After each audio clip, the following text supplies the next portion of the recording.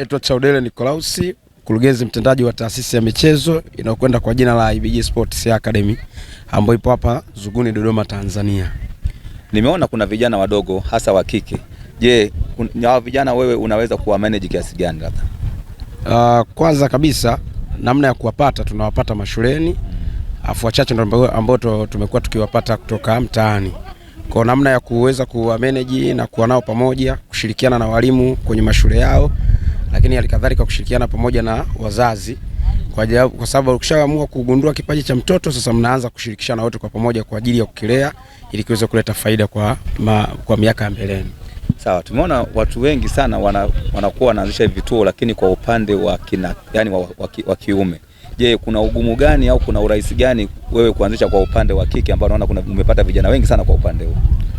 Changamoto kubwa, kwa nini wale wengi wanakuwa wanastack kwa ajili ya kuanzisha kituo cha kike? Kwanza kabisa malezi ya mtoto wa kike kwenye masuala ya mpira ni tofauti kabisa na malezi ya mtoto wa kiume. Ukiangalia hata kwenye namna ya ukuaji wao wenyewe, ukuaji wao ni tofauti zaidi.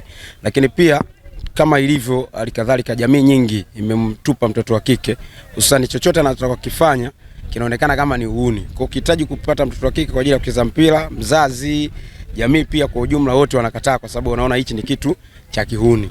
Kwa unafanyaje, kwa namna gani ya kuwapata? Ndio vile sasa unaona mmoja anapenda, unaanza kutoa elimu kwa mmoja mmoja, kuanzia mtoto mwenyewe, mzazi, halikadhalika pamoja na jamii, ndio unawapata, ndio wanakuwa nao. Hawa ni watoto wa kike.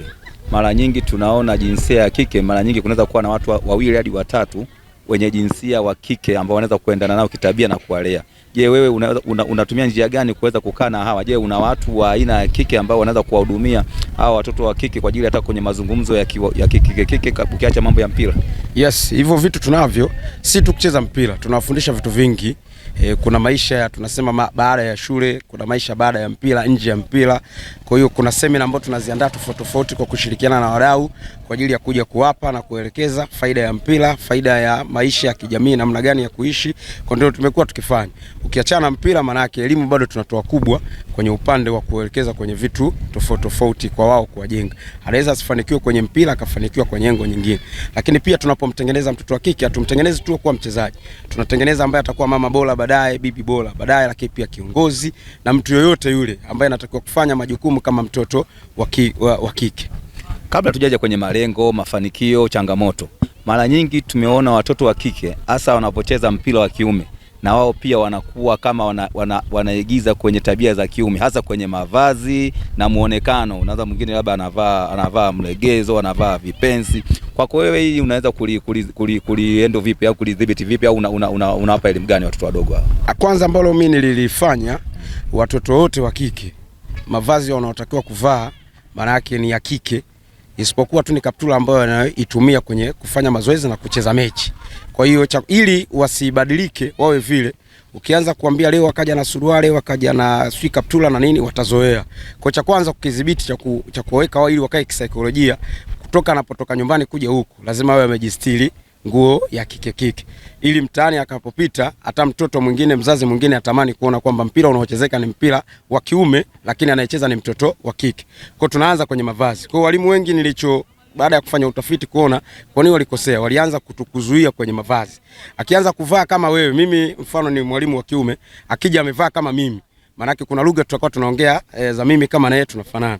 Kwa hiyo moja kwa moja sisi tulianza kwamba mavazi yaanzie toka nyumbani mpaka anapokuja huku atumie mavazi ambayo yanaendana na ya kike, isipokuwa tu pale anapokuwa anacheza mpira ndo atavaa kaptula kwa ajili ya kucheza mpira, akimaliza anarudi vile vile. Kwa ndo tumekuwa tukifanya, na halikadhalika hata wakipita mtaani watu wengi ukiwauliza wakisema huyu ni mchezaji, ni mpaka awe amemuona uwanjani, lakini akiwa mtaani anakuwa ni mtu wa kawaida tu, unaona kama ni binti anapita kwa ajili ya kurudi nyumbani. Tuje kwenye lengo sasa. Kituo chako umesema kwa faida ya wasikilizaji, labda kituo chako kinaitwaje na malengo ni nini ambao umejiwekea kwa ajili ya kukiendeleza kituo chako? Kituo changu kinaitwa IBG Sports Academy ambacho nilikisajili 2020. Lengo kubwa la hichi kituo ni kuibua, kulea na kuendeleza vipaji kwa vijana wote wa jinsia zote, wa kiume kwa moja na wa kike. Lakini baada ya kukua tunaibua, tunakuwa tunashirikiana na timu tofauti. Akipata huyu leo amepata timu sehemu fulani, tunampeleka, mpata sehemu fulani anaenda. Lakini pia baada ya kuja sasa tumeona tumezalisha watoto wamekuwa wengi. Lengo ambalo tumekuwa nalo la sisi haswa tunahitaji lengo ambalo tumekuwa tunahitaji sasa kituo chetu tukipeleke at least kiende kikacheze kwenye mashindano tofauti tofauti, kwa sababu hata mwaka jana timu yetu ya kike alikuwa ndo bingwa wa mkoa wa Dodoma, tukaenda kuwasilisha kwenye mashindano, kuwakilisha kwenye mashindano ambayo yafanyika mkoa wa Mwanza, japokuwa tukufanya vizuri kwa sababu ndo ulikuwa mwaka wetu wa kwanza. Kwa malengo ambayo tuko nao sasa hivi, hawa tunawazalisha japokuwa wataenda kucheza kwenye timu tofauti tofauti, lakini pia sisi kama sisi malengo tulionao ni kupeleka timu zote ya kiume pamoja na kike kuzipeleka ligi kuu.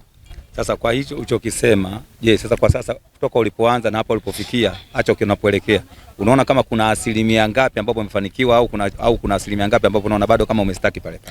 Mafanikio yamekuwa makubwa kulinganisha na tulivyotoka, kwa sababu mpaka sasa tumeona mabinti ukienda Geita Queens tunaona mabinti watatu ambao wanacheza pale, tumewatengeneza sisi.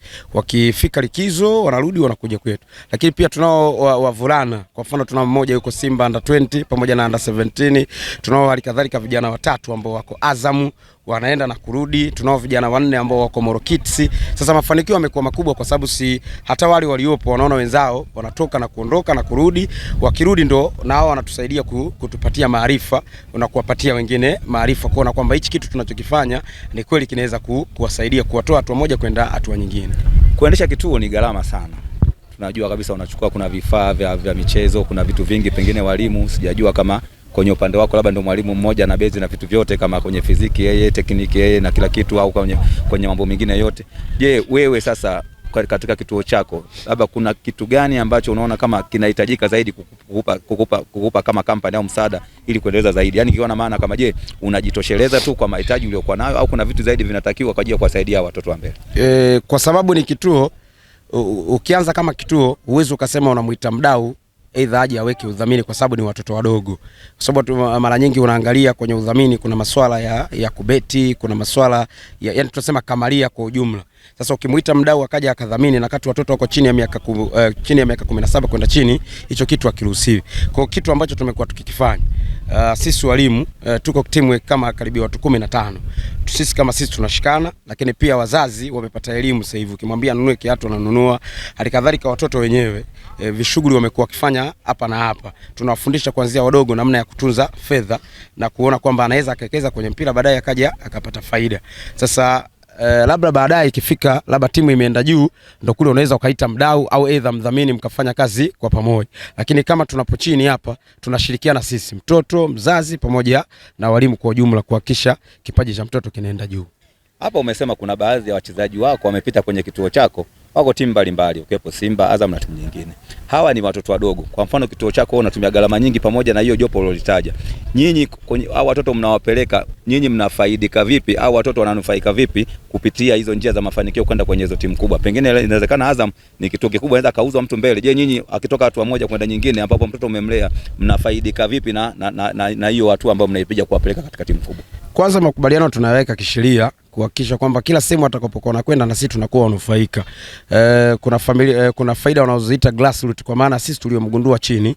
Kwa tukimchukua hapa akaingia Azam, mkataba ambao tunasaini nao sisi na wao, kwa sababu chini ya miaka 20 kwenda chini mtoto hataki kuwa na mkataba, ila tunaosaini ni sisi walezi au na wazazi, ila akifikisha miaka 20 ndio anaruhusiwa kuwa na mkataba wake yeye binafsi. Kwa tunachosaini ni kwamba kwa mfano ametoka Azam labda kwenda Simba, mkataba ambao ataenda pale, sisi kama sisi tunakuwa wanufaika. Kuna wengine tunakubaliana nao 50% kwa 50 kulingana na kile kinachopatikana, aidha wengine tunaosaini nao kwamba anaweza akatupa vifaa kwa awamu ya kwanza akamchukua, lakini popote atakapokuwa anakwenda sisi tutakuwa wanufaika kwa kuangalia asilimia. Wengine 20%, wengine 30%, wengine 50 kwa 50, na kuna wengine kabisa wanaweza wakamchukua free popote atakapokuwa anakwenda, maana kwenye gawio sisi tunakuwa labda na 80% kwa 20%. Hiyo vitu vyote vinafanyika kisheria kwa sababu form zote zipo. Unakuwa za TFF, za Dorefa mkoa wa Dodoma, unakuwa na mwanasheria wako popote anapokuwa anakwenda, maana kila sehemu anapokwenda mnaenda kimaandishi. Kwa hakuna mtu ambaye anaweza kukudhulumu mtoto wako. Ndio ndivyo ambavyo tumekuwa tukifanya kwa miaka yote. Sasa labda tu kwa kumalizia kwamba kuna jina umelitaja la kituo chako. Je, hilo jina ulilitaja labda ulitaje tena na kirefu chake au lina maana gani? Na cha pili labda kwa kuuliza kwa kuendelea kukuuliza zaidi. Je, katika kituo chako hicho ambacho unakifundisha, mpira huu unaonekana ni mchezo labda pengine wa hatari muda mwingine. Wewe unashirikiana vipi na wazazi? Labda chukulia labda, je, watoto wote una taarifa na wazazi wao? Na kingine zaidi hapa kwa kuuliza zaidi, je, katika wazazi wana support vipi kwa kushirikiana na wewe kwa ajili ya kuendeleza watoto zao? Kwanza kituo chetu kinaitwa IBG Sports Academy. Tukisema I manake tunasema industry, tukisema B tunasema brain, G ni group, ambao kwa kitafsiri Kiswahili kwa sababu ni Kiingereza tunasema ni kiwanda cha ubongo. Kwa tunakutana watu wenye mawazo tofauti tofauti. Sio tu kwenye mpira, tunakutana watu wenye mawazo tofauti tofauti kwa ajili ya kushirikiana, kwa ajili ya kufanya. Mpira ndo party tu ambao tunaanzia, lakini tunafanya vitu tofauti tofauti kwenye upande tofauti tofauti. Lakini pia ukija kwenye swala aidha mtoto ameumia, mtoto amepataje, ndio hicho ambacho tumesema. Kila mtoto anayekuja tunakuwa na fomu yake. Kwa sababu huwezi kumchukua mtoto wa mtu bila mzazi kulizia, aidha yeye kulizia. Kwa hiyo tunakuwa naye. Imetokea kuna ajali ambazo zinatokea, tunasema kuna ajali ambazo sisi kama sisi kituo tunamalizana nazo sisi. Lakini kuna ile ajali ambayo inakuwa kubwa ambayo sisi hatuwezi kuafford gharama. Maana tunakuwa tunashirikiana sisi pamoja na wazazi kuhakikisha mtoto amepona, amerudi kwenye afya yake, kuendelea na mazoezi kama kawaida.